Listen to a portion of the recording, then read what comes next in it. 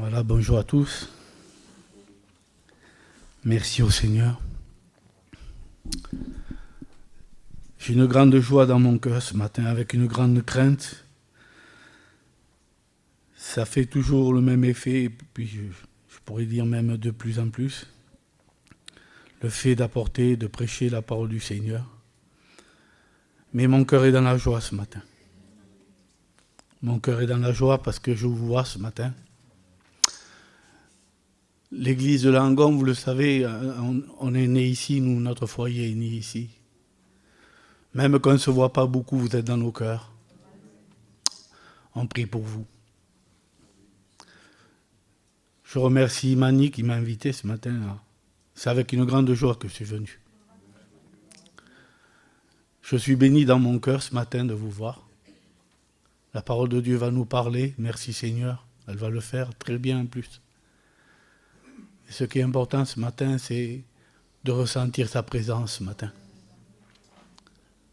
Que son esprit soit au milieu de nous ce matin. Que l'onction de Dieu soit parmi nous ce matin. À seule fin que nous puissions être bénis de sa part. Alléluia. Merci au Seigneur. Gloire à Jésus ce matin. Alléluia. Je voudrais ça a déjà été fait, mais je voudrais qu'on reprie Seigneur. J'ai tellement... Et puis on a tellement besoin de sa grâce. Je voudrais demander à Mani qui prie Seigneur pour chacun d'entre nous. Seigneur, sois béni. Nous voulons te louer ce matin, Seigneur. Nous voulons te dire merci, Lévré, Seigneur, pour ta présence dans nos cœurs. Seigneur, combien tu fais du bien à nos vies ce matin, Seigneur. Combien c'est devant toi que nous voulons être, Seigneur, tu es Père de grâce. Béni soit ton nom ce matin, Seigneur, pour tous les bienfaits que tu fais, pour les chants qui ont été chantés pour ta gloire, Seigneur. Combien nous voulons te présenter ton serviteur, Seigneur, c'est celui que tu as choisi, Seigneur, mon Dieu de grâce. Combien que tu tires des hommes, sauveurs de grâce, pour annoncer ta parole, Seigneur, que tu puisses bénir Jean-Luc, Seigneur, ce pain, qu'il soit ce canal de bénédiction pour nos vies, Seigneur, parce qu'on a besoin d'écouter ta parole, cette parole qui vient d'en haut, ce mot du Seigneur, et qui bénit nos vies, nos cœurs. Bénis-le maintenant, Seigneur, et bénis, Seigneur, ton Église, matin, chacun de nos vies, parce que nous venons, Seigneur, à toi, Seigneur, pour puiser en toi, Seigneur, cette eau vive, Seigneur, pour prendre cette nourriture du ciel, Seigneur, à seule fin que nos âmes soient désaltérées en toi et bénies en toi, Seigneur. Je te dis merci parce que tu bénis maintenant, Seigneur, pour ta seule gloire, Seigneur. Merci, Jésus. Amen. Amen. Voilà, béni soit le Seigneur. Alors ce matin, je suis venu avec la parole de Dieu. Et puis vous allez voir, je n'ai pas changé dans ma prédication. Mon corps s'est un peu déglingué au fil des années. Mais ce n'est pas important. L'apôtre Paul dit, même si mon corps se détériore, l'homme intérieur, il se renouvelle. C'est ça qui est important. Alléluia. Merci au Seigneur. Donc, vous allez voir, je vais beaucoup citer la parole de Dieu. Et puis, c'est la parole de Dieu que on va la commenter parce qu'elle se commente elle-même. Elle se suffit elle-même, la parole, de toute façon. La parole se suffit à elle-même pour nous bénir, pour nous parler, pour nous exhorter, pour nous enseigner, pour nous encourager. Merci au Seigneur. Et ce matin, ça va être ça en réalité. Le sujet de la bénédiction ce matin, le sujet de la parole de Dieu, ça va être un encouragement. Et puis c'est Paul qui va parler, et puis on va faire la lecture du premier verset. C'est Paul qui va parler à l'église de Thessalonique, et puis il va parler dans un sens c'est même plus que ça, c'est une éloge qu'il fait à cette église-là. C'est un encouragement. Et combien nous avons besoin d'être encouragés, nous aussi, ce matin. Paul s'était aperçu à ce moment-là que cette église avait besoin d'un encouragement, et puis nous avons besoin aussi d'être encouragés. Nous avons besoin que le Seigneur nous bénisse, nous donne la force. À combien nous avons besoin de force dans ces temps que nous vivons. Et puis le Seigneur, il le fait. On va faire cette lecture dans le premier épître aux Thessaloniciens, chapitre 1, verset 3. Et verset 4, il nous est dit, on va faire la lecture à partir du verset 1, excusez-moi, verset 1 jusqu'au verset 4. Il nous est dit, Paul, Sylvain et Timothée à l'église de Thessaloniciens, qui est en Dieu le Père et en Jésus-Christ le Seigneur, que la grâce et la paix vous soient données. Nous rendons continuellement grâce à Dieu pour vous tous, faisant mention de vous dans nos prières, nous rappelant sans cesse l'œuvre de votre foi, le travail de votre amour et la fermeté de votre espérance en notre Seigneur Jésus-Christ devant Dieu notre Père. Nous savons, frères bien-aimés de Dieu, que vous avez été élus. Alléluia. Alors là, nous voyons que Paul s'adresse à l'église de Thessalonique. Et puis, comme je vous l'ai dit ce matin, c'est une lettre qui est adressée à cette église-là de la part de Paul. Mais à travers cela, nous allons voir que c'est un rappel vis-à-vis d'eux. C'est un encouragement, c'est même une éloge, comme je vous ai dit tout à l'heure. Cette église était comme ça. Alléluia. Et puis Paul ne fait pas que mentionner leur unité, parce que nous voyons que cette église, le premier point, c'est qu'elle était unie. Ils étaient ensemble. Quelles que soient les situations qu'ils traversaient, ils étaient ensemble. Voilà le premier point que Paul soulève vis-à-vis de cette église-là. Et puis le deuxième point que Paul soulève, il dit l'œuvre de votre foi, nous rappelant sans cesse l'œuvre de votre foi. Il ne parle pas que de la foi, que de leur foi en réalité, mais leur foi a une œuvre. Amen. Merci au Seigneur. Il faut que nous ayons la foi, mais il faut que notre foi ait une œuvre aussi. Alléluia. Et puis nous allons le voir par la suite. Et puis le troisième point que nous trouvons, c'est il dit Paul à cette église, le travail de votre amour. Ils n'ont pas que l'amour, ils n'ont pas reçu l'amour de Dieu, ils n'ont pas gardé pour eux, stérile en réalité, mais il dit que leur amour, il travaille. Amen. Et puis nous avons besoin que notre amour travaille. Amen. Et puis il continue, Paul, il dit, puis la fermeté de votre espérance, c'est-à-dire qu'ils ont plus qu'une espérance, ils sont fermes dans leur espérance. Alléluia. Merci au Seigneur. Et puis pour le premier point que Paul nous rappelle à travers cette église, à travers le message à cette église, il parle de leur unité. Et puis l'unité est une force pour l'église. Amen. Merci Seigneur. Et puis nous voyons à travers ce que Paul dit, puis à travers ce que Paul dit vis-à-vis de l'unité de cette église, ils en ont ressorti quelque chose de bénéfique. C'est une réussite spirituelle. Amen. Et c'est ce que nous voulons nous aussi. Amen. Et puis on va prendre un exemple dans la parole de Dieu. C'est dans le livre des Actes, Acte 2. On va faire la lecture, si vous le voulez bien. Il nous est parlé de la première église, l'église primitive. On va voir ce qui découlait de l'unité de cette église. Merci au Seigneur. Il nous est dit au verset 41, ceux qui acceptèrent sa parole furent rebaptisés, et en ce jour-là, le nombre des disciples augmenta d'environ 3000 âmes. Et il nous est dit que cette église persévérer dans l'enseignement des apôtres. Merci au Seigneur, il partageait la parole. Et puis, certainement s'il y en avait qui n'étaient pas d'accord l'un avec l'autre, la parole les remettait d'accord. Alléluia. Ils persévéraient dans l'enseignement des apôtres. Ensuite, ils persévéraient dans la communion fraternelle. Amen. Et puis, je peux vous dire que ce n'était pas que des mots, c'était vrai, c'était réel.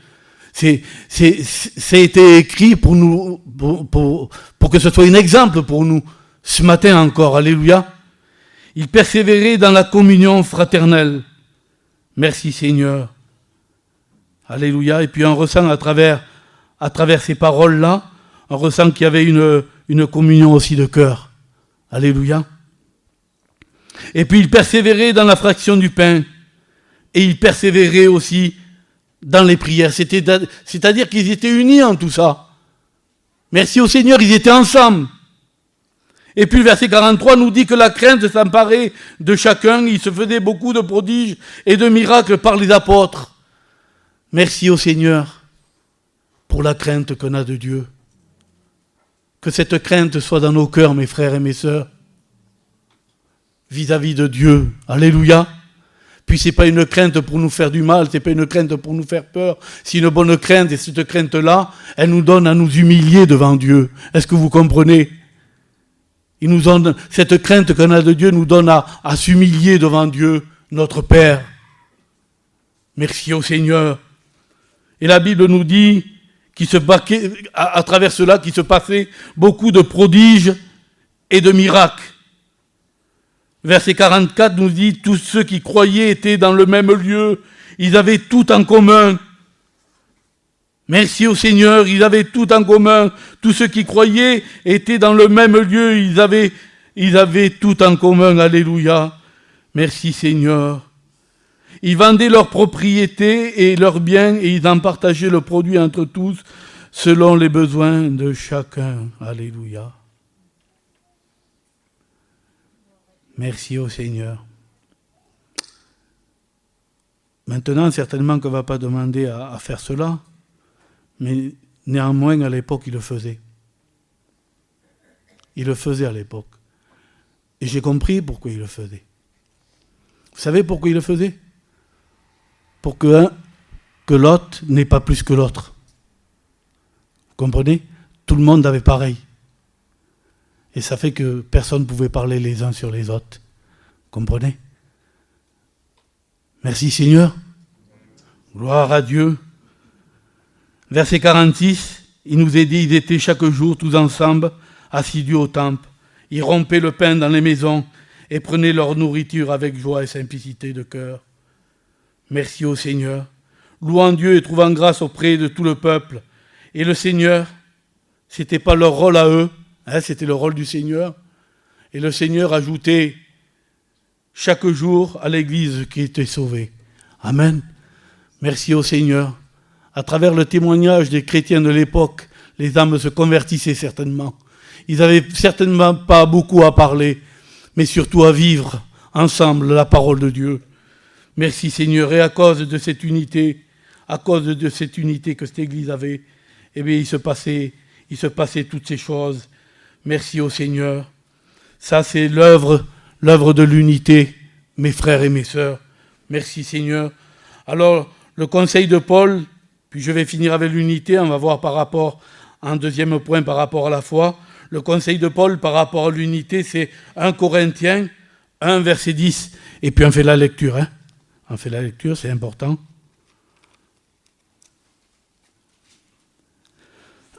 1 Corinthiens 1, verset 10. Et puis je finis avec l'unité. Je vous exhorte, frères, par le nom de notre Seigneur Jésus-Christ, à tenir tous un même langage, à ne point avoir de division parmi vous, mais à être parfaitement unis dans un même esprit et dans un même sentiment. Voilà le conseil de Paul pour nous ce matin. Merci au Seigneur. Et puis le deuxième point que nous trouvons vis-à-vis de cette église des Thessaloniciens, que Paul en fait l'éloge, c'est l'œuvre de votre foi. Il mentionne bien l'œuvre de votre foi. C'est-à-dire que cette église avait une œuvre vis-à-vis de sa foi. Et j'ai mis là une question, j'ai mis comment recevoir la foi. Romains 10, verset 17 nous répond, la foi vient de ce qu'on entend, et ce qu'on entend vient de la parole de Dieu. Plus que vous écouterez la parole, plus que votre foi sera grande. Alléluia. Merci au Seigneur. Acte 26, verset 18. L'œuvre de la foi. Ils reçoivent par la foi en moi le pardon des péchés. Amen. Ils reçoivent par la foi en Jésus le pardon des péchés. Merci au Seigneur. Par la foi, nous croyons que Jésus est mort pour nous. Et par la foi, nous croyons que Jésus a porté nos péchés pour nous. Et c'est à cause de la foi, c'est l'œuvre de la foi. C'est la foi que produit cela dans nos cœurs, parce que nous croyons réellement que Jésus a porté nos péchés à la croix du Calvaire. Par la foi en moi, ils reçoivent le pardon des péchés. Et c'est pareil par rapport au salut. Marc 5, verset 34. Et ça, c'est le fruit de la foi. Ta foi t'a sauvé. Amen. Je crois que Jésus est mort pour moi. Je crois qu'il est ressuscité pour moi. Je crois que Jésus est celui qui va me régénérer dans mon esprit est dans mon cœur. Je le crois de tout mon cœur. Alors je suis sauvé. Alléluia. Merci Seigneur. Et puis pour la guérison, c'est pareil. Matthieu 9, verset 22. Ta foi t'a guéri. Quand on appelle les malades à venir devant, on dit venez pas tout seul, venez avec votre foi, à seule fin que le Seigneur vous guérisse. Merci Seigneur. Hébreux 11, verset 1. Excusez-moi.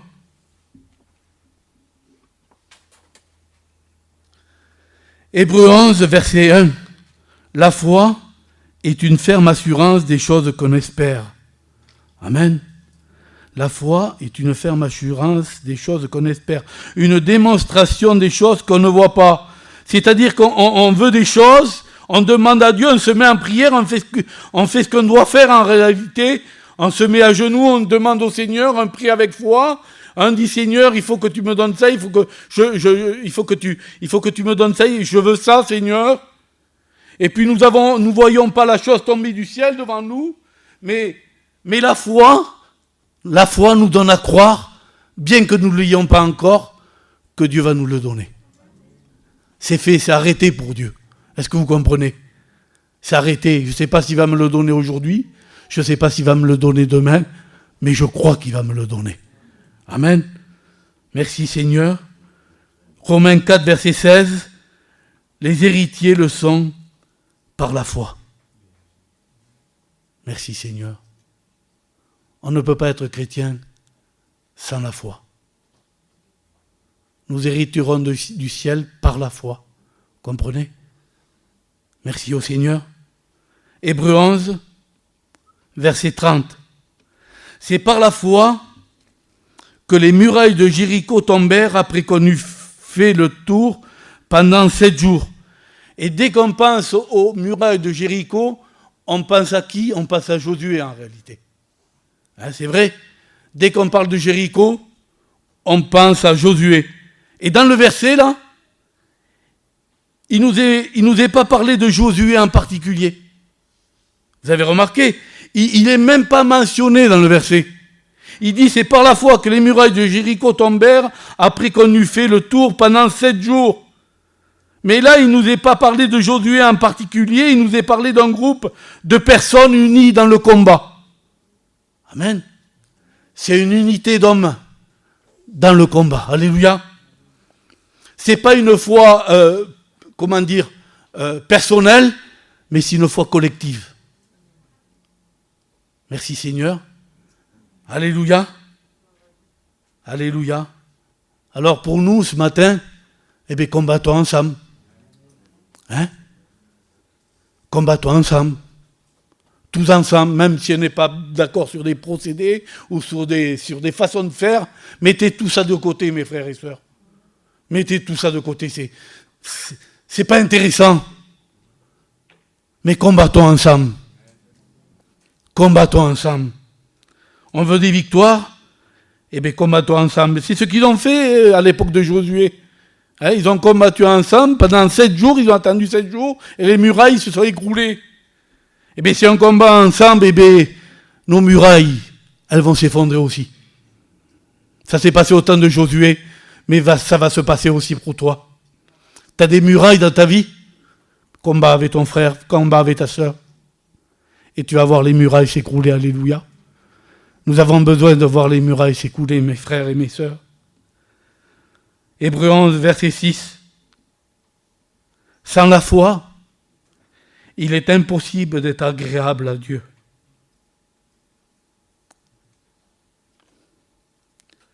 Je crois que vous êtes tous comme moi ce matin. On veut lui être agréable.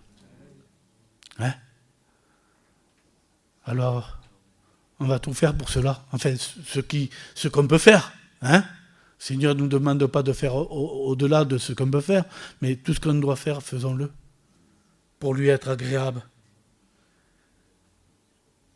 Et puis je vais finir avec l'œuvre de la foi, avec un verset encore.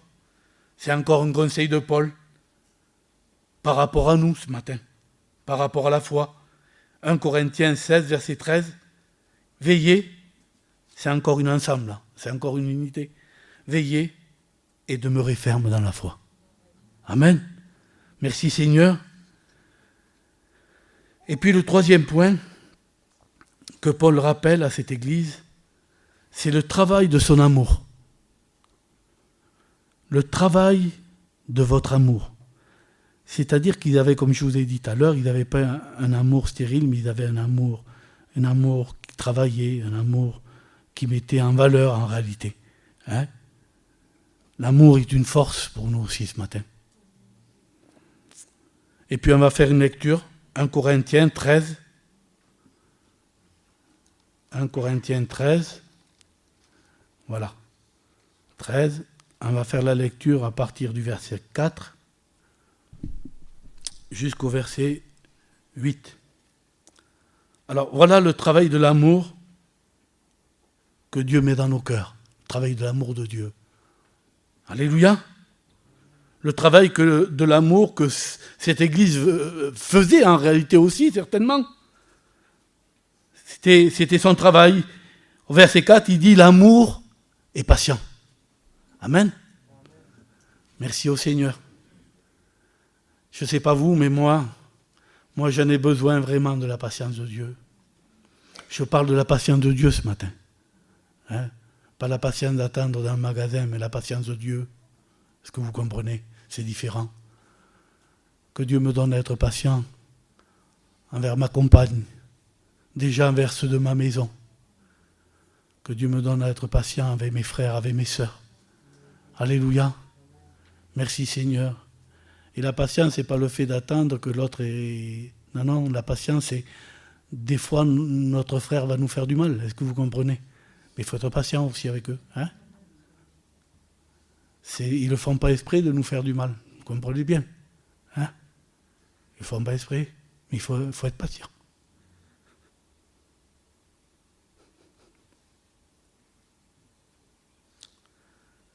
L'amour,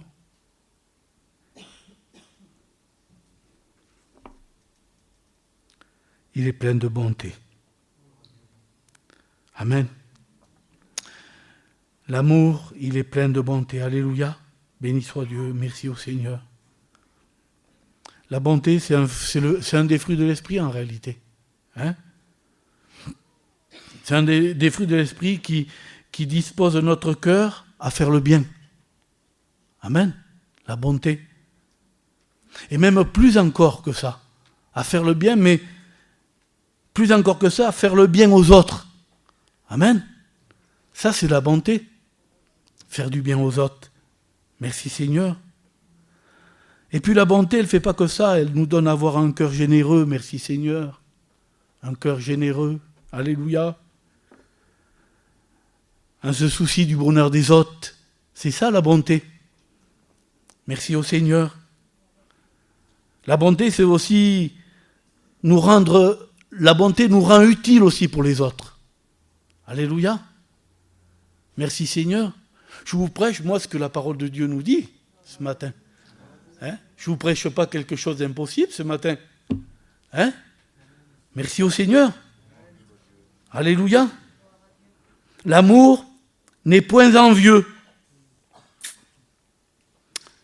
Je n'envie pas les choses que les autres ont, que mes frères ont, que mes sœurs ont. Non, parce qu'on a l'amour de Dieu, nous, dans nos cœurs. Alors on n'envie pas. L'amour de Dieu ne se vante point. Et tout ce que je vous dis, là, c'est le travail de l'amour, ça. Hein. C'est le travail que l'amour procure dans nos cœurs, parce que nous avons l'amour de Dieu dans nos cœurs, vous comprenez? La Bible dit que l'amour de Dieu est déversé dans nos cœurs par le Saint-Esprit. L'amour de Dieu est déversé dans nos cœurs par le Saint-Esprit. Nous l'avons, cet amour. Et tout ce que je suis en train de vous citer là, c'est pas impossible. C'est possible parce que nous avons cet amour-là. Mais si je me suis fait cette réflexion-là, j'ai dit, Seigneur, on dirait dans les temps où on vit, ce que je suis en train de lire là, ça dépasse tout. On dirait que c'est impossible, mais si, c'est possible. Puisque la parole de Dieu nous le dit. Nous avons tout ce qu'il faut pour mettre en valeur ces choses. Amen. Merci au Seigneur. L'amour, il ne s'enfle point d'orgueil. L'amour ne fait rien de malhonnête, je ne commente pas. Vous savez ce que les mots veulent dire en réalité. L'amour ne cherche point son intérêt, mais plutôt l'intérêt des autres. Amen. L'amour, il ne s'irrite point. Merci Seigneur. L'amour, il ne soupçonne point le mal. Seigneur, quelle bonté. Hein? L'amour ne soupçonne point le mal.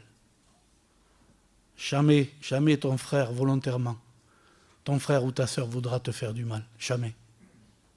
Ton frère dans le Seigneur, ton frère en Christ, ta sœur en Christ, jamais, volontairement, ils voudront te faire du mal. Alléluia. Merci au Seigneur. Et ça continue, verset 6. L'amour ne se réjouit point de l'injustice. Oui, parce que nous sommes le peuple de Dieu ce matin. Nous avons été justifiés par le Christ.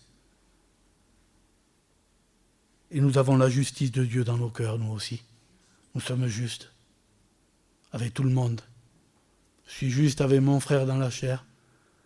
Je suis juste avec ma compagne. Mais je suis juste aussi avec ceux qui ne sont pas de ma maison. Vous comprenez? Alléluia. Merci au Seigneur.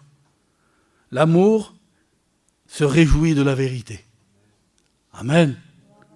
Merci au Seigneur. L'amour se réjouit de la vérité. L'amour, il excuse tout. Il croit tout. Il espère tout. Et il supporte tout. Amen. Il supporte tout. L'apôtre Paul en parle de ces choses. L'apôtre Paul, à un moment donné de sa vie, il dit dans l'Épître aux Corinthiens qu'à un moment donné, il a subi des choses terribles. Il a subi même la calomnie. Eh bien, l'amour lui a donné à surmonter tout ça. Il a supporté tout ça. Amen. Merci au Seigneur. Verset 8, et puis on finit avec le texte. L'amour ne périra jamais. On a beau à faire, les êtres humains ont beau à faire ce qu'ils veulent. Le diable a beau à faire ce qu'il veut, le diable. Mais l'amour ne périra jamais. C'est la parole de Dieu qui nous le dit. Et c'est vrai. Amen. Merci au Seigneur. Alléluia. 1 Pierre 4, verset 8. Il nous est dit, ayez les uns pour les autres un ardent amour. Amen. Ardent, un peu, et puis c'est ardent un peu comme le buisson ardent en haut de la montagne vis-à-vis de Moïse, c'est-à-dire un amour vrai, un amour pur, un amour qui brûle, un amour qui vit. Alléluia. Merci Seigneur. Un amour qui porte du fruit en réalité. Un amour qui donne. Amen.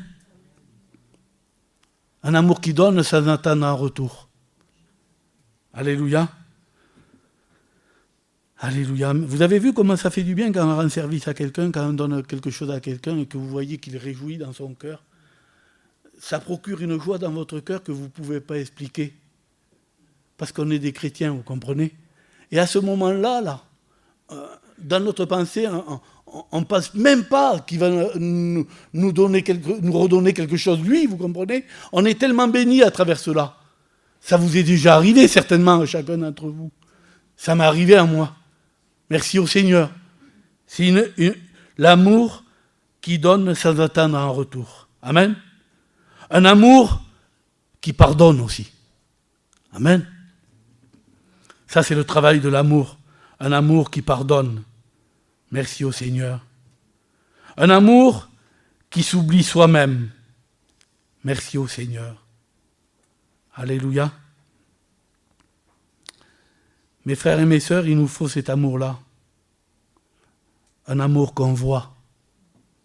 Un amour en action. Romains 13, verset 10. L'amour ne fait point de mal à son prochain. Amen. Merci au Seigneur. Alors, on pourrait faire comme ce docteur de la loi qui répond à Jésus, qui est mon prochain ? Hein ? Et puis nous voyons à travers la parole de Dieu que Jésus lui répond avec la parole. Eh bien ce matin, je vais vous répondre avec la parole de Dieu. Hein ? On va faire la lecture ensemble, Luc 10.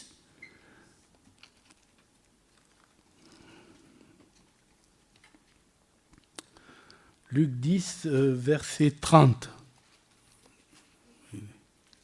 Là, je l'ai là. Voilà. Luc 10, verset 30.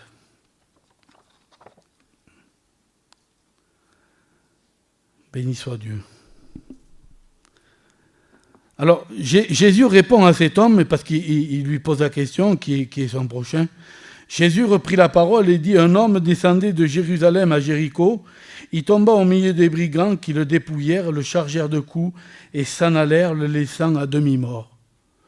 Un sacrificateur qui fortuitement descendait par le même chemin, ayant vu cet homme, passa outre. Un lévite qui arriva aussi dans ce lieu, l'ayant vu, passa outre. Mais un Samaritain qui voyageait, étant venu là, fut ému de compassion lorsqu'il le vit. Il s'approcha et banda ses plaies en y versant de l'huile et du vin. Puis il le mit sur sa propre monture. Il le conduisit à une hôtellerie et prit soin de lui. Alléluia. Alors voilà comment Jésus répond à cet homme vis-à-vis de son prochain. Hein? Alors je ne sais pas qu'est-ce qui s'est passé pour cet homme-là qui descendait de Jérusalem à Jéricho. C'était certainement un chrétien, puisqu'il était à Jérusalem. Alors je ne sais pas s'il avait été déçu par quelqu'un, je ne sais pas s'il avait commis des péchés, peut-être qu'il avait commis des péchés aussi, peut-être. Peut-être qu'il se sentait plus digne, peut-être qu'il avait abandonné la foi. Peut-être qu'il avait été meurtri dans son cœur par rapport à des situations qu'il vivait. Mais toujours est-il que cet homme, la parole de Dieu nous dit qu'il descendait de Jérusalem pour aller à Jéricho. Hein ? Alors on pourrait dire que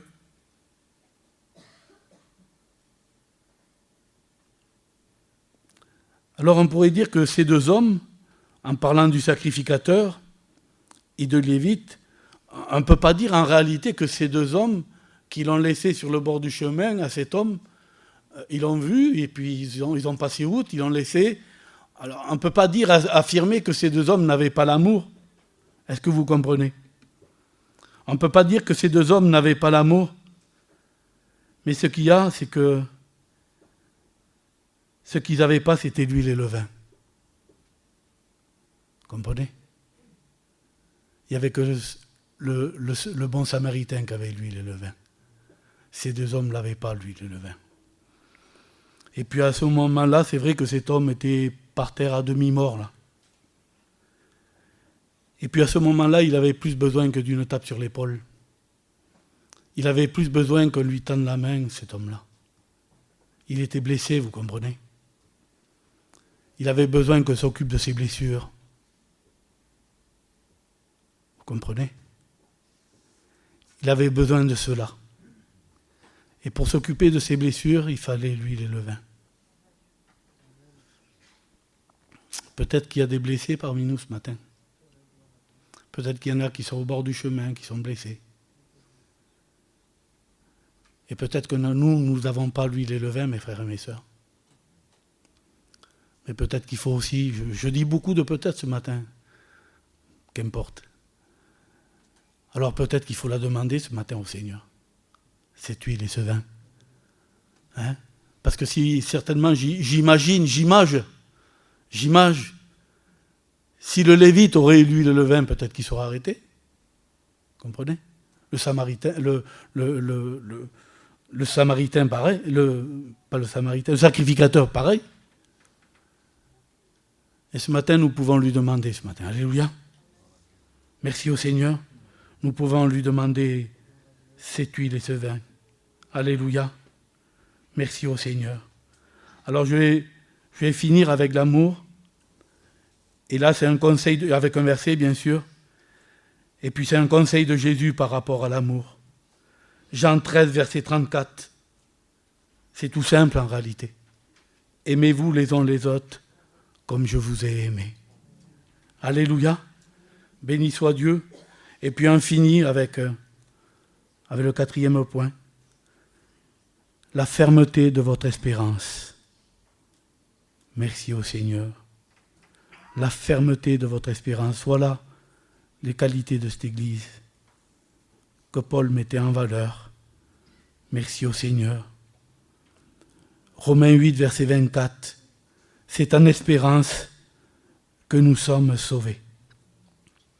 Amen. Nous sommes sauvés ce matin, merci au Seigneur. Mais c'est en espérance que nous sommes sauvés, parce qu'on ne sait pas ce qui peut nous arriver cet après-midi ou alors demain. On ne sait pas. Mais nous espérons. Et cette assurance, elle est ferme en nous. Alléluia. Elle est ferme.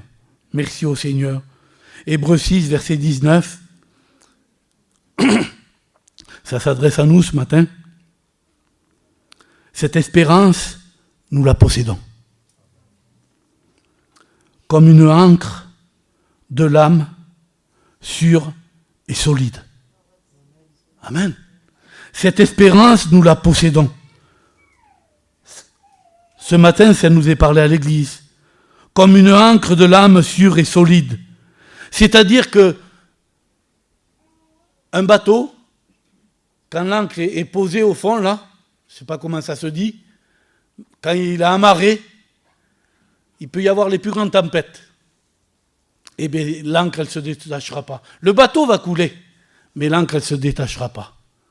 Alors cette espérance, nous l'avons et nous la possédons comme une ancre à l'âme, nous aussi, ce matin. Alors bien qu'il nous arrive peut-être des situations compliquées, bien que même si nous mourrons, eh bien nous avons cette espérance que nous irons auprès du Seigneur. Alléluia. Merci au Seigneur. Elle pénètre au-delà du voile. C'est-à-dire qu'au-delà des combats, au-delà des épreuves, au-delà des soucis, de l'adversité que nous traverserons, au-delà de la maladie même, eh bien nous possédons cette espérance, mes frères et mes sœurs, et le Seigneur nous délivrera de toutes ces choses. Alléluia. Merci Seigneur. Acte 24, verset 15. J'ai en Dieu l'espérance d'une résurrection. Alléluia. J'ai en Dieu l'espérance d'une résurrection. Merci au Seigneur. Hébreux 6, verset 11. Conservez jusqu'à la fin une pleine espérance. Merci au Seigneur. À toi la gloire, Seigneur. Merci Jésus. Et puis comme par rapport à l'espérance, par rapport à l'unité, par rapport à la foi et par rapport à l'amour, je vais prendre un dernier exemple et puis on va prier le Seigneur. C'est Marc 2, versets 2 à 12. On fait la lecture.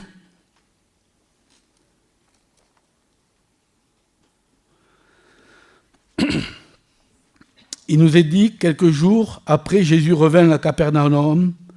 On apprit qu'il était à la maison. Il s'assembla un si grand nombre de personnes que l'espace devant la maison ne pouvait plus le contenir. Il annonçait la parole.